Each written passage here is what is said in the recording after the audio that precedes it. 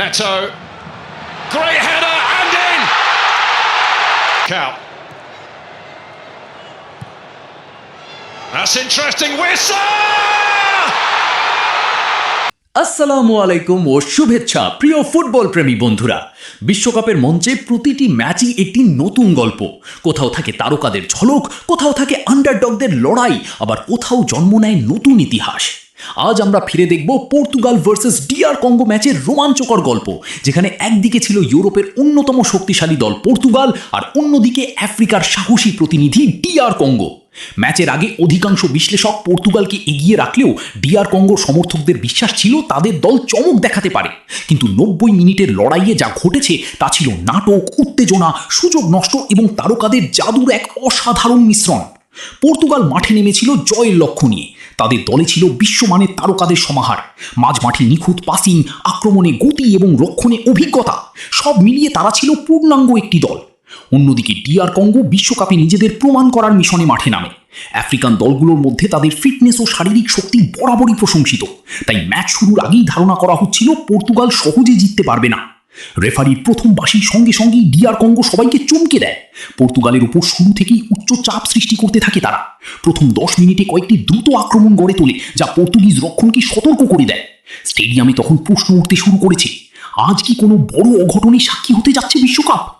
DR কঙ্গোর সাহসী শুরু সত্ত্বেও ধীরে ধীরে ম্যাচের নিয়ন্ত্রণ নিজেদের হাতে নিতে শুরু করে পর্তুগাল।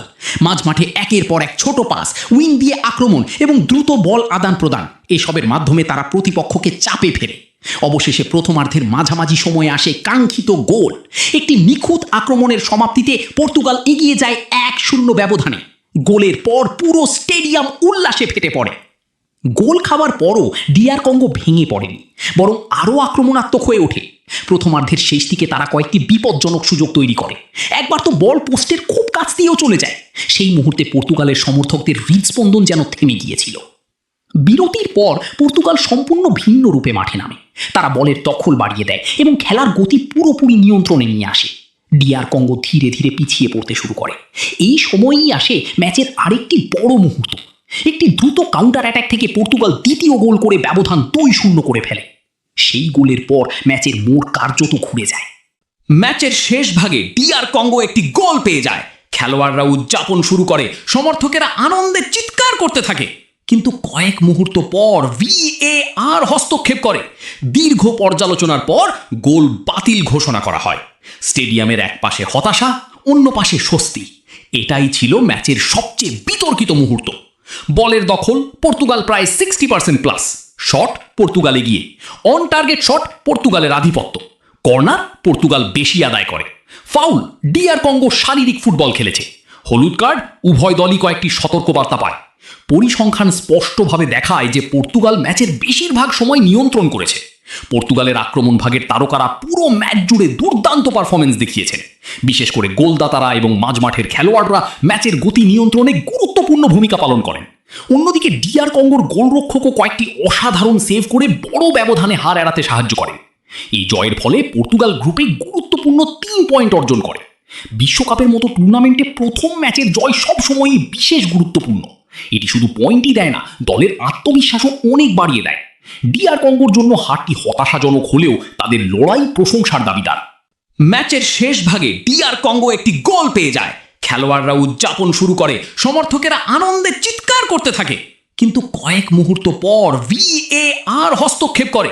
দীর্ঘ পর্যালোচনার পর গোল বাতিল ঘোষণা করা হয়। স্টেডিয়ামের এক পাশে হতাশা, অন্য পাশে স্বস্তি। এটাই ছিল ম্যাচের সবচেয়ে বিতর্কিত মুহূর্ত। বলের দখল পর্তুগাল প্রায় 60% প্লাস। শট পর্তুগাল এগিয়ে, অন টার্গেট শট পর্তুগালের আধিপত্য, কর্নার পর্তুগাল বেশি আদায় করে, ফাউল ডিআর কঙ্গো শারীরিক ফুটবল খেলেছে, হলুদ কার্ড উভয় দলই কয়েকটি সতর্কবার্তা পায়। পরিসংখ্যান স্পষ্টভাবে দেখায় যে পর্তুগাল ম্যাচের বেশিরভাগ সময় নিয়ন্ত্রণ করেছে। পর্তুগালের আক্রমণ ভাগের তারকারা পুরো ম্যাচ জুড়ে দুর্দান্ত পারফরমেন্স দেখিয়েছেন। বিশেষ করে গোলদাতারা এবং মাঝমাঠের খেলোয়াড়রা ম্যাচের গতি নিয়ন্ত্রণে গুরুত্বপূর্ণ ভূমিকা পালন করেন। অন্যদিকে ডিআর কঙ্গোর গোলরক্ষকও কয়েকটি অসাধারণ সেভ করে বড় ব্যবধানে হার এড়াতে সাহায্য করেন। এই জয়ের ফলে পর্তুগাল গ্রুপে গুরুত্বপূর্ণ 3 পয়েন্ট অর্জন করে। বিশ্বকাপের মতো টুর্নামেন্টে প্রথম ম্যাচের জয় সবসময়ই বিশেষ গুরুত্বপূর্ণ। এটি শুধু পয়েন্টই দেয় না, দলের আত্মবিশ্বাসও অনেক বাড়িয়ে দেয়। ডিআর কঙ্গোর জন্য হারটি হতাশাজনক হলেও তাদের লড়াই প্রশংসার দাবিদার। পর্তুগাল যদি এই ধারাবাহিকতা ধরে রাখতে পারে তাহলে তারা টুর্নামেন্টের অন্যতম শিরোপা দাবিদার হয়ে উঠতে পারে। অন্যদিকে ডিআর কঙ্গোকে পরবর্তী ম্যাচগুলোতে আরও কার্যকর হতে হবে, বিশেষ করে সুযোগগুলো কাজে লাগানোর ক্ষেত্রে। বিশ্বকাপে এখনো অনেক পথ বাকি, একটি জয় বা একটি হার সবকিছু নির্ধারণ করে না। প্রিয় ফুটবল প্রেমী বন্ধুরা, পর্তুগাল ভার্সেস ডিআর কঙ্গো ম্যাচটি আমাদের আবারও মনে করিয়ে দিল কেন বিশ্বকাপকে ফুটবলের সর্বশ্রেষ্ঠ মঞ্চ বলা হয়। এখানে প্রতিটি ম্যাচে থাকে নতুন গল্প, নতুন নায়ক এবং নতুন নাটকীয়তা। পর্তুগাল জয় পেয়েছে, কিন্তু ডিআর কঙ্গো দেখিয়েছে যে তারা লড়াই করতে জানে। আজকের এই ম্যাচ বিশ্লেষণ আপনাদের কেমন লাগলো তা অবশ্যই জানাবেন। আপনার মতে পর্তুগাল কি এবার বিশ্বকাপ জয়ের অন্যতম ফেভারিট? ভালো থাকুন, সুস্থ থাকুন এবং বিশ্বকাপের প্রতিটি মুহূর্ত উপভোগ করুন। আল্লাহ হাফেজ। আবার দেখা হবে পরবর্তী ম্যাচের পূর্ণাঙ্গ বিশ্লেষণে। পর্তুগাল যদি এই ধারাবাহিকতা ধরে রাখতে পারে তাহলে তারা টুর্নামেন্টের অন্যতম শিরোপা দাবিদার হয়ে উঠতে পারে। অন্যদিকে ডিআর কঙ্গোকে পরবর্তী ম্যাচগুলোতে আরও কার্যকর হতে হবে, বিশেষ করে সুযোগগুলো কাজে লাগানোর ক্ষেত্রে। বিশ্বকাপে এখনো অনেক পথ বাকি, একটি জয় বা একটি হার সবকিছু নির্ধারণ করে না। প্রিয় ফুটবল প্রেমী বন্ধুরা, পর্তুগাল ভার্সেস ডিআর কঙ্গো ম্যাচটি আমাদের আবারও মনে করিয়ে দিল কেন বিশ্বকাপকে ফুটবলের সর্বশ্রেষ্ঠ মঞ্চ বলা হয়। এখানে প্রতিটি ম্যাচে থাকে নতুন গল্প, নতুন নায়ক এবং নতুন নাটকীয়তা। পর্তুগাল জয় পেয়েছে, কিন্তু ডিআর কঙ্গো দেখিয়েছে যে তারা লড়াই করতে জানে। আজকের এই ম্যাচ বিশ্লেষণ আপনাদের কেমন লাগলো তা অবশ্যই জানাবেন।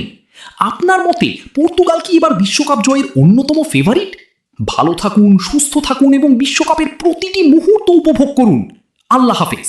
আবার দেখা হবে পরবর্তী ম্যাচের পূর্ণাঙ্গ বিশ্লেষণে।